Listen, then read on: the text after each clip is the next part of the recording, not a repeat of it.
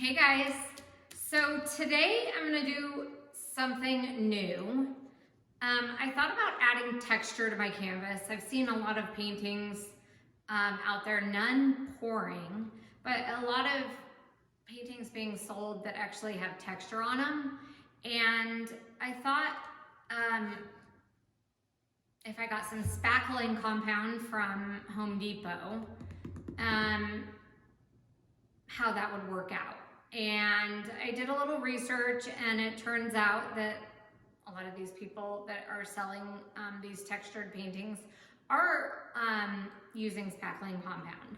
So I went to Home Depot, I got this spackling paste, $9 for 32 ounces. And I'm going to mix it with some glue oil to make it a little thinner consistency. And I'm gonna put some white paint in it, I think just purely for aesthetics on this first round. I feel like I don't need to because I'm gonna paint over it, but I do wanna see what it looks like just white.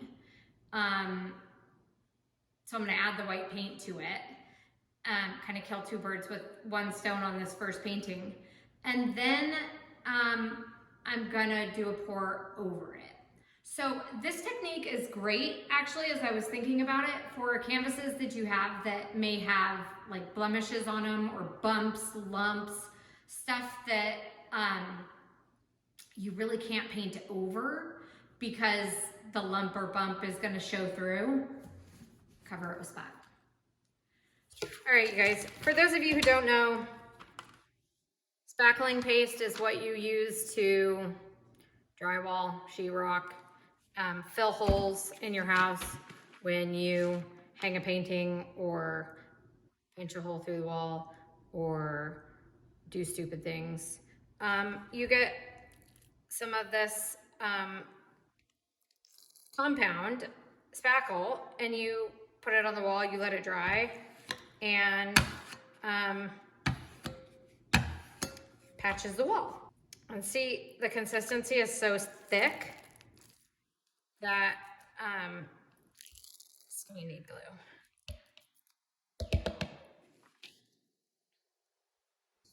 Now, spackle can be found in the aisle right next to paint. At least in my Home Depot it was. It's kind of like, you know, they go hand in hand. So why not use it? I'm gonna add 4 ounces of glue, I feel like. Let me see what that turns out to be. Now I'm using glue instead of water because I don't want it to get crumbly. And spackle has a tendency to get crumbly once it's watered down. Spackle is a long lone friend of mine. I've spackled many walls. Particularly after ripping down wallpaper that was stuck from the 80s, and I dug so many holes in the wall trying to get the wallpaper off that apparently the previous owner put on with super glue, that I had lots of holes to fill. All right, so I feel like that's a good consistency. It's kind of like paste. It's gonna set, you guys, so I feel like that's good. So now I'm just taking this, like, I don't know, Artist Loft White. That's what I had laying around. I'm just gonna try and make it whiter. That is going to be perfect. It's probably even better than perfect. So let me bring you back down and we're gonna cover this canvas. All right, so I am spackling over the canvas that I do not like.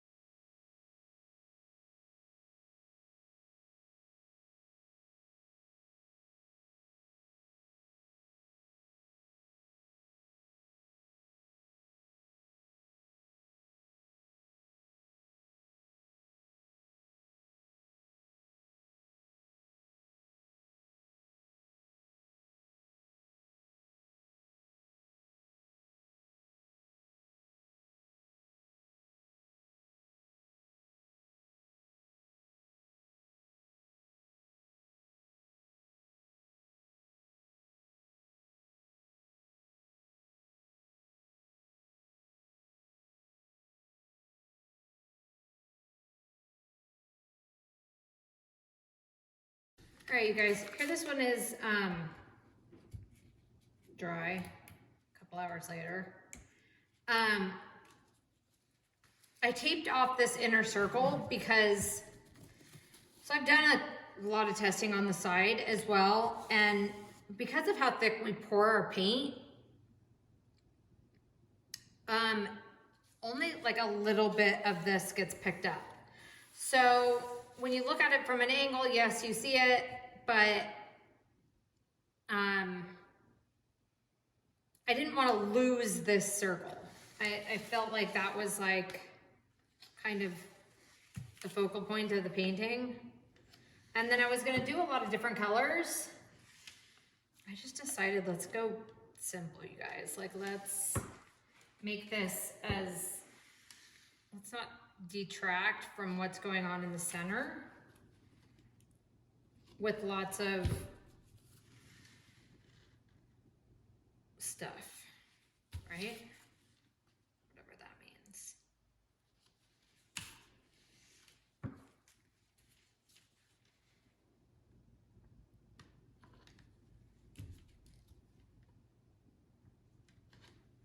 So I don't know if I'm gonna paint the white spackle in the center. I'm adding silver to these, to the cups. So I have two blues, a white and a silver. And I may paint the white silver. I may paint the blue in there silver.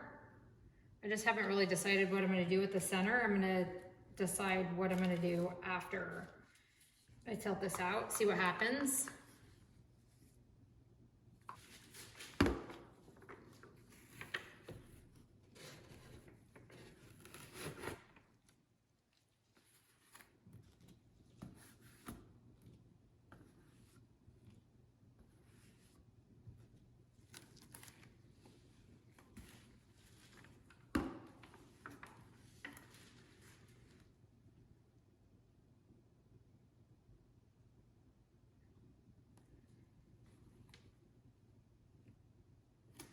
I feel like this is the smartest thing to do.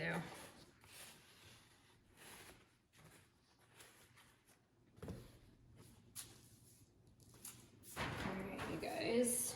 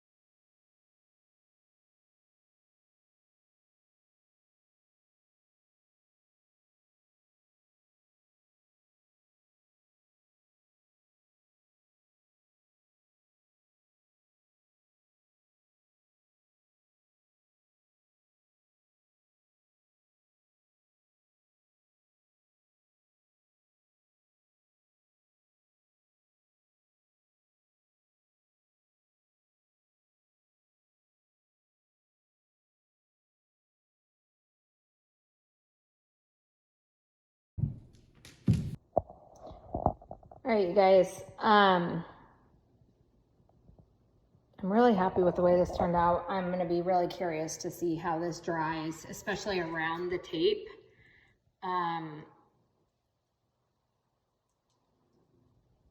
It's going to be interesting. So everything else is just kind of status quo, garage door lubricant stuff. I have some of the areas sticking up.